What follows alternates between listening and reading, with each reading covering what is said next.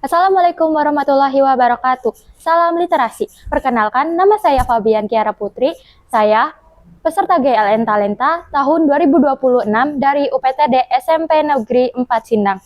Di sini saya akan mendongeng kisah tentang Jaka Tarub. Di sebuah desa di Jawa Tengah, hiduplah seorang pemuda bernama Jaka Tarub. Dia merupakan seorang pemuda yang gemar berburu.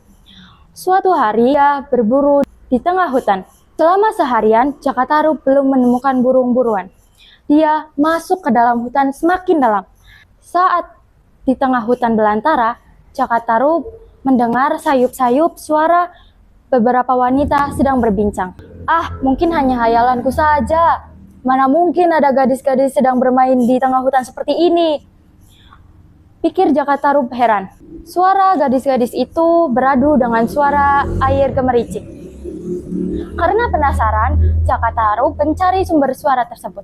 Alangkah terkejutnya dia saat melihat ada sekelompok bidadari sedang mandi di telaga. Paras para bidadari itu sangat cantik. Kemudian muncul ide nakal. Jaka Tarub mengambil salah satu selendang milik bidadari tersebut. Dia kemudian kembali bersembunyi dengan membawa selendang curiannya. Ayo kita pulang, hari sudah gelap.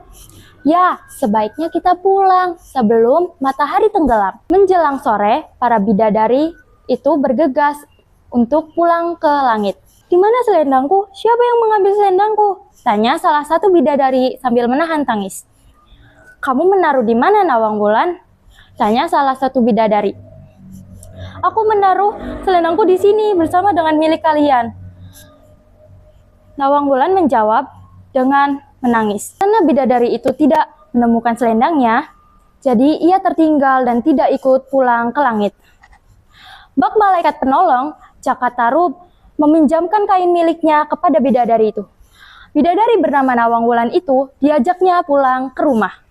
Mereka berdua kemudian menikah dan kini Nawang Wulan harus mengerjakan pekerjaan layaknya seperti manusia, seperti mencuci dan memasak. Sebagai bidadari, Nawang Wulan memiliki kesaktian. Setiap hari, Nawang Wulan hanya memasukkan sehelai padi ke dalam periuk.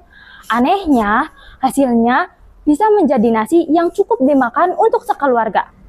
Namun, hal itu tidak bertahan lama. Namun, kesaktian Nawang Wulan akan hilang jika ada seseorang yang membuka periuk. Maka, Nawang Wulan selalu berpesan kepada Jaka Tarub untuk tidak membuka periuk saat dia memasak. Meski sudah diingatkan oleh Nawang Wulan, Jaka Tarub tetap mencoba membuka periuk yang sedang dimasak. Terkejutnya dia saat melihat ternyata selama ini Nawang Wulan hanya memasak sehelai padi untuk dimakan satu keluarga. Akibat dari rasa penasaran Jaka Tarub itu sangat besar. Kini, kesaktian Nawang Wulan telah lenyap. Dia harus memasak beras untuk dimakan sekeluarga. Persediaan beras di periuk yang tidak pernah berkurang lama-kelamaan menipis. Nawang Wulan setiap hari mengambil persediaan beras di lumbung. Persediaan di lumbung yang tidak pernah berkurang lama-kelamaan menipis. Karena Nawang Wulan setiap hari mengambil beras di lumbung. Saat persediaan di lumbung menipis, dia justru menemukan sehelai selendang di lumbung. Sehelai selendang itu kepunyaannya yang hilang saat sedang mandi di telaga. Nawang Wulan baru sadar ternyata selama ini selendang itu dicuri dan disembunyikan oleh Jaka Tarub. Dia lantas segera mengenakan pakaiannya kembali dan berubah menjadi bidadari. Kau harus merawat Nawaningsih sendiri. Mulai saat ini kita bukan lagi suami istri, kata tegas Nawang Wulan. Dia kemudian menyerahkan Nawaningsih ke pelukan Jaka Tarub. Anak kecil itu masih tertidur lelap. Dia tidak sadar bahwa ibunya akan meninggalkannya. Apapun salahmu kepadaku, Jaka Tarub, Nawaningsih tetaplah anakku. Jika suatu saat Nawaningsih ingin bertemu denganku, maka bakarlah batang padi. Aku akan turun untuk menemuinya, tutur Nawang Wulan. Hanya ada satu syaratnya. Kau tidak boleh bersama dengannya. Biarkan dia seorang diri di dekat batang padi yang terbakar.